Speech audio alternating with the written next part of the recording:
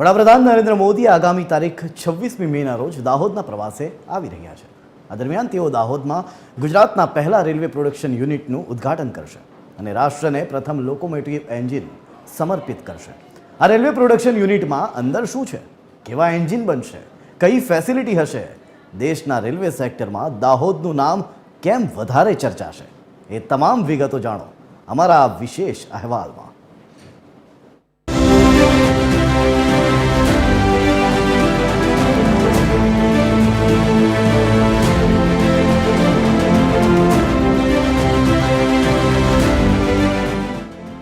દાહોદમાં high speed electric railway એન્જિનનો plant બનીને તૈયાર થઈ ગયો છે।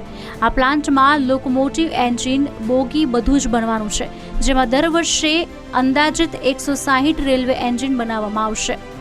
આ દરેક એન્જિન પર મેન્યુફેક્ચર્ડ બાય દાહોદ પણ લખાશે। દેશની પ્રગતિ માટે મહત્વનો રેલવે પ્લાન્ટ। આખી factory state of art technology પર બની। લોકલ ઇકોનોમી પાટા પર દોડશે, બેરોજગારોને નોકરી મળશે। મેન્યુફેક્ચરિંગ પ્લાન્ટમાં સોલર પાવરથી વીજળી મળશે। નિર્માણ માત્ર 2-3 વર્ષના રેકોર્ડ સમયમાં કરવામાં આવ્યું। આગામી 10 થી 11 વર્ષમાં 1200 એન્જિન તૈયાર કરવાનો ટાર્ગેટ। કારખાનાથી 10,000 લોકોને રોજગારી મળે તેવી આશા। એક એન્જિન બનાવવાનો ખર્ચ 12 કરોડની આસપાસ। इस पूरी बिल्डिंग में आप देखिए हरित ऊर्जा का भी बहुत ही बढ़िया इस्तेमाल किया गया है। इसमें सोलर पैनल्स लगाए गए हैं, सोलर लाइट्स लगाई गई हैं, नेचुरल वेंटिलेशन लगाया है। इसमें आप देखिए दिन के टाइम में फैक्ट्री में नेचुरल लाइट का बहुत ही इस्तेमाल आपको दिखेगा। नॉर्मल लाइट्स नहीं जलाई जाती, नेचुरल लाइट का ही इस्तेमाल होता है। साथ ही आप फ्लोरिंग आपको साइड के कॉलम जो बिल्डिंग है बहुत ही उच्च किस्म का है। और ग्रीन एरिया इसका लगभग 40% से भी ज़्यादा एरिया ग्रीन एरिया में है अभी। ઇલેક્ટ્રિક રેલવે એન્જિનના પ્લાન્ટમાં હાલ 4 એન્જિન તૈયાર થઈ રહ્યા છે।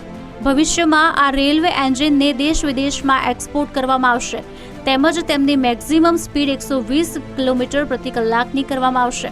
આ પ્રોજેક્ટના પગલે સ્થાનિક અર્થતંત્રને પણ વેગ મળશે।